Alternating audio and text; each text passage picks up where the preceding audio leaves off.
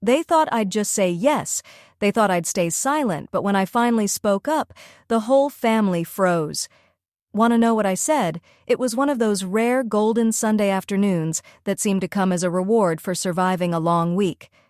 Before we continue, if you haven't subscribed yet, do so to stay up to date with the most shocking and real stories happening around you.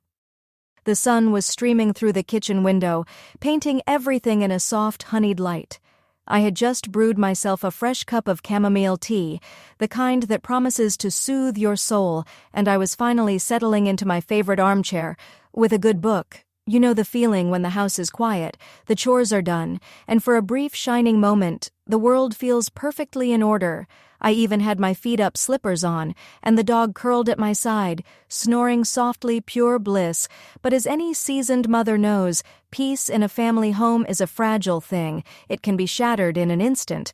And on that particular Sunday, it was my son who did the shattering. The front door flew open with a bang, and in he came, all 6 feet of him, grinning like he just won the lottery. I could tell right away he had that look. You know the one? The look that says, "I'm about to ask you for something big, and I'm hoping you'll say yes before you realize what you're agreeing to." I braced myself, setting my book aside and taking a fortifying sip of tea. "Hey, Mom," he called out, his voice a little too cheerful. "You got a minute?" I smiled, but inside I was already on high alert. "Of course, honey. What's up?" He plopped down on the couch across from me, bouncing a little like he used to when he was a kid, and wanted to butter me up for something. So I was talking with Lisa, that's his wife, lovely girl, but with a family that could fill a small stadium, and we were thinking, "It's really great that your house is so big." I nodded a little wary. Yes, my house is big after all. I'd spent years working, saving, and dreaming of a place where the grandkids could visit, where holidays would be full of laughter and love, but I'd also come to cherish the quiet, the space, the freedom to walk around in my robe at noon, if I felt like it. I had earned this peace, he continued. So, Lisa's parents are having some trouble with their place, and her sister, well, she's got the kids, and it's been tough since the divorce. We thought since you have now all this room, maybe they could stay here for a while. Lisa's parents could take the second floor, and her sister and the kids could have the first. We're a family, Mom. It's your duty to take them in without saying anything. I nearly dropped my teacup. Did I just get promoted to hotel manager without so much as an interview? I looked at him, searching his face for any sign that this was a joke, but no. He was dead serious, looking at me with those big, hopeful eyes that used to get him out of trouble when he was 5. Only now he was a grown man, and the trouble he was bringing was a whole lot bigger. I took a deep breath, trying to process what he just said. My mind raced. Lisa's parents, nice enough people but set in their ways, and not exactly the quietest house guests. Her sister, bless her heart, was going through a rough patch, but her kids were a whirlwind of energy and noise. I could already picture my peaceful home, transformed into a circus with me as the reluctant ringmaster. "Wait a minute," I said, trying to keep my voice steady. "You want your in-laws, your sister-in-law and her kids to move in all at once?" He nodded as if he just asked me to water the plants while he was on vacation. "Yeah, Mom, it'll be great, we'll all be together, and you won't have to worry about being lonely." I almost laughed. I'd spent years dreaming of a little solitude, of having a space that was truly mine. Now apparently, my reward for a lifetime of mothering was to become the caretaker for a whole new set of relatives. I glanced around my living room, suddenly seeing it through new eyes, the quiet corners, the carefully chosen decor, the little touches that made it feel like home. Would all of that be swept away in a tide of suitcases, toys, and other people's routines? I tried to imagine the logistics. Would I need to cook for everyone? Would I have to referee arguments over the TV remote or mediate bedtime battles between the kids? Would I ever get to read my book in peace again? The thought was enough to make me want to run away to a cabin in the woods, but my son just sat there smiling, completely oblivious to the storm of emotion swirling inside me. "It's your duty, Mom," he said again, as if that settled everything. Family sticks together. I looked at him, my heart aching with love and frustration. I had always tried to be there for my family, to open my home and my heart when they needed me, but this This was something else entirely. Was it really my duty to give up my hard-earned peace for the sake of everyone else's comfort? Was I being selfish for wanting a little space of my own? Ladies, have your kids ever volunteered your home for something without asking? Have you ever felt like your needs were invisible just because you're mom? Tell me I'm not alone, because in that moment I realized I was at a crossroads, and whatever I decided next would change everything. I barely had time to process my son's big announcement before the invasion began. I wish I could say I had a week to prepare, or even a few days to wrap my head around the idea, but no. By Monday afternoon, the driveway was packed with cars I didn't recognize, and the front door was swinging open and shut. Like we were running a Black Friday sale, my daughter-in-law's family descended on my house with the kind of energy you usually see in a flash mob. Boxes, bags, and plastic bins started piling up in the hallway, and I stood there, clutching my mug of coffee like a life preserver, watching my peaceful home transform before my eyes. First came Lisa's parents, Mr. and Mrs. Henderson, who I'd always thought of as pleasant enough at family gatherings, but apparently when they're moving in, they come with enough luggage to outfit a cruise ship. Mrs. Henderson immediately started measuring the windows in the upstairs guest room, muttering about proper drapes and her color palette. I caught her eyeing my curtains with a look that said, "These will never do, Mr. Henderson." Meanwhile, was already rearranging the furniture, insisting that the bed it'd be much better. On the other wall, I wanted to tell him that I'd spent years getting that room just right, but I bit my tongue after all. What's a little redecorating between family? Then came Lisa's sister Karen and her two kids, who burst through the door like a pair of tornadoes. The kids, Tyler and Mia, immediately started racing up and down the hallway, arguing over which room had the best Wi-Fi signal. I heard Tyler shout, "I get the room with the big window," while Mia wailed, "But I want that one." Within minutes, they'd managed to scatter toys, shoes, and half-eaten snacks across every surface. Karen, looking frazzled and apologetic, trailed behind them with a laundry basket and a stack of coloring books, promising they'd settle in soon. I tried to smile, but inside I was screaming. The kitchen, my sanctuary, was the next to fall. Mrs. Henderson started unpacking her own set of pots and pans, lining them up on the counter, and pushing mine to the back of the cupboard. "I just can't cook without my Dutch oven," she explained, as if I'd been depriving myself all these years. Karen asked if she could use the fridge for her special diet groceries, and before I knew it, my carefully organized shelves were overflowing with almond milk, gluten-free bread, and enough yogurt to feed a small army. I opened the pantry to find that my favorite, snacks, had been replaced by boxes of organic cereal and kale chips.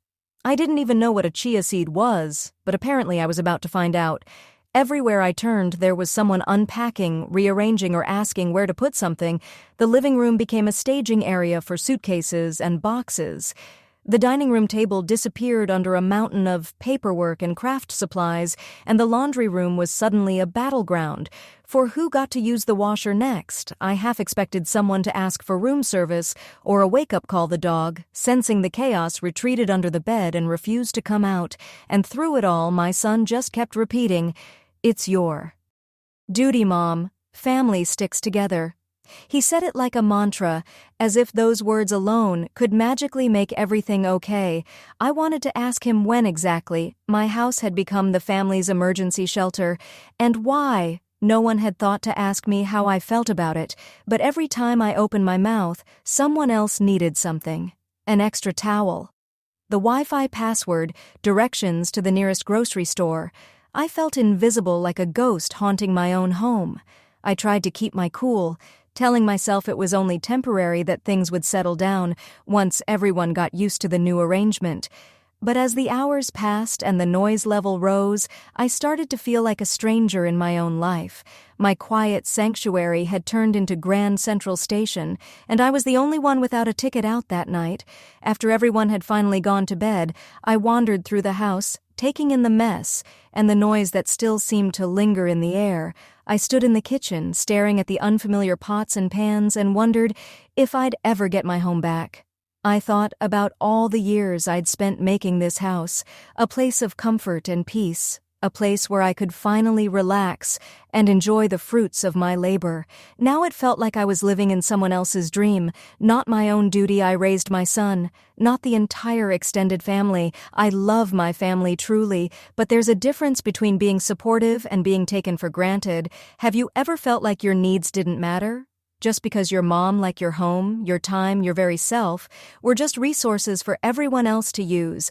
It's enough to make you want to run away, to a tiny cabin in the woods where the only noise is the sound of the wind, in the trees. As I finally crawled into bed, exhausted and overwhelmed, I realized something had to change.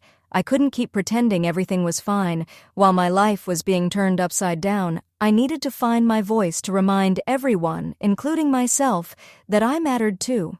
But how, that was the question that kept me awake long into the night as the house settled around me, full of people who seemed to have forgotten whose home it really was.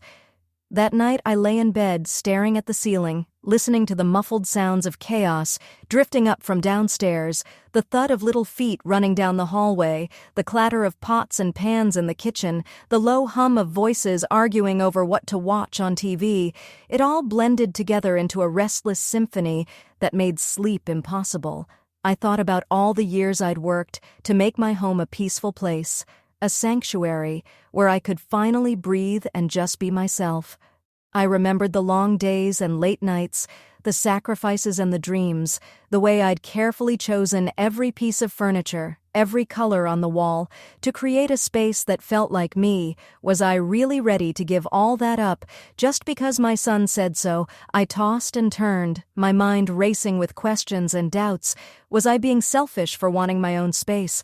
Was it wrong to want a little peace and quiet after a lifetime of putting everyone else first? Or was it finally time to stand up for myself, to remind my family that I was more than just mom, that I was a person with needs and boundaries too? The more I thought about it, the more I realized that something had to change. I couldn't keep pretending everything was fine, while my home was being overrun and my voice was being drowned out. By the time the sun started to rise, I'd made up my mind I was done being the silent martyr, the invisible caretaker who just went along with whatever everyone else wanted. It was time for a showdown, so I got up, made myself a strong cup of coffee, and started planning my next move. If there's one thing I've learned over the years, it's that when mom calls a family meeting, you know it's serious. After breakfast, I marched into the living room and announced, "Family meeting, everyone, please come in here." The room fell silent. One by one they trickled in, my son looking a little nervous, Lisa CL utching her coffee like a shield, her parents whispering to each other, Karen with the kids trailing behind her, still bickering over the Wi-Fi.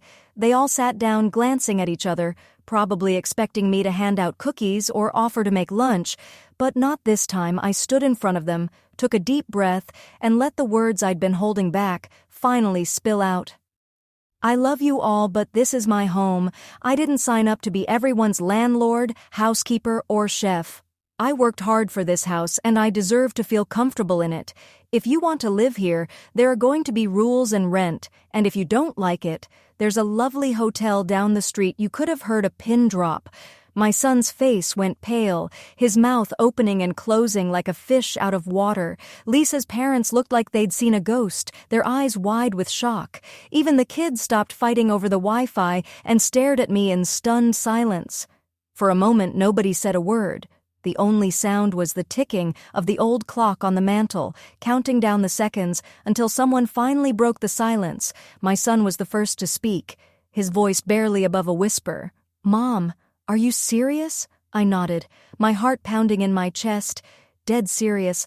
I love having family around, but I can't do this alone. If you want to stay, everyone needs to pitch in financially and with chores, and there will be quiet hours, and everyone will respect each other's space. This isn't a free-for-all, and it's not a hotel. It's my home." Lisa's mother started to protest, but I held up a hand. "I know you're all going through tough times, and I want to help, but I can't help anyone if I'm running myself ragged and losing my peace of mind. I need you all to understand that." Karen looked embarrassed, glancing down at her hands. The kids shuffled their feet, clearly sensing the gravity of the moment. Even Mr. Henderson, who'd been so eager to rearrange my furniture, seemed to shrink a little in his seat. I pressed on my voice steady. Here's how it's go. Ing to work. If you want to stay, we'll set up a fair rent for each family. We'll make a chore chart so everyone helps out. And there will be boundaries. No more taking over the kitchen, no more late-night noise, and no more treating this place like a hotel. If that doesn't work for you, I understand, but you'll need to find somewhere else to stay. The silence stretched on heavy and uncomfortable. I could see the wheels turning in everyone's heads, the realization sinking in that things were about to change. My son looked at me, a mixture of guilt and admiration in his eyes. "I'm sorry, Mom," he said quietly. "I didn't realize how much we were asking of you."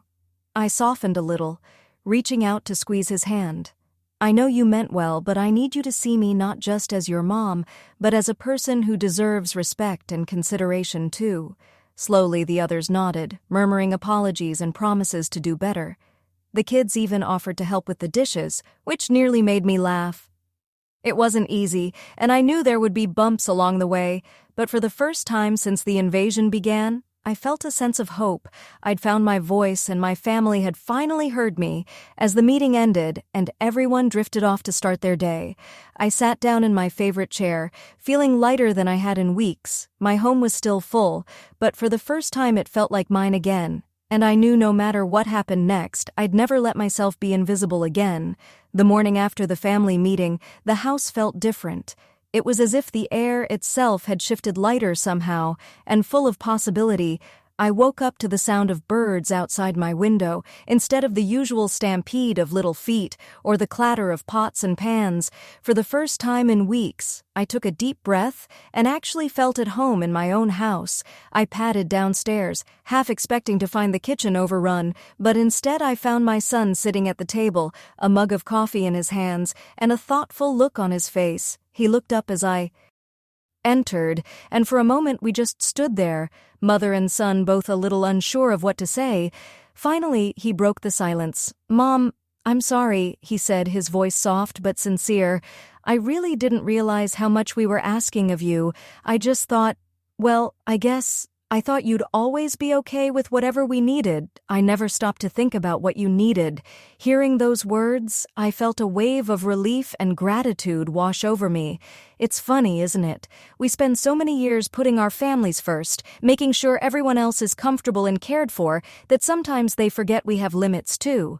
But in that moment, I saw my son not just as my child, but as a grown man who was finally beginning to understand that his mother was a person with her own needs and boundaries. We talked for a long time that morning about family, about respect, about how important it is to speak up when something isn't working. He promised to help set things right. And true to his word, he did.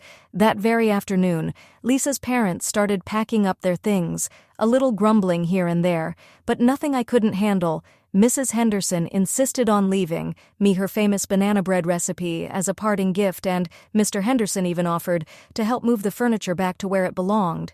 Karen apologized for the chaos and promised to visit soon, just for coffee.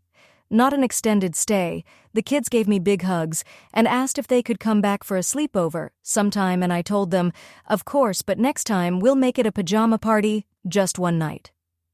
As the last car pulled out of the driveway, I stood on the porch and watched them go, feeling a strange mix of relief and pride. My house was quiet again, but it wasn't the lonely kind of quiet. It was peaceful. The kind of quiet that comes from knowing you've done the right thing, not just for yourself but for everyone involved. I walked back inside, took a long look around and smiled.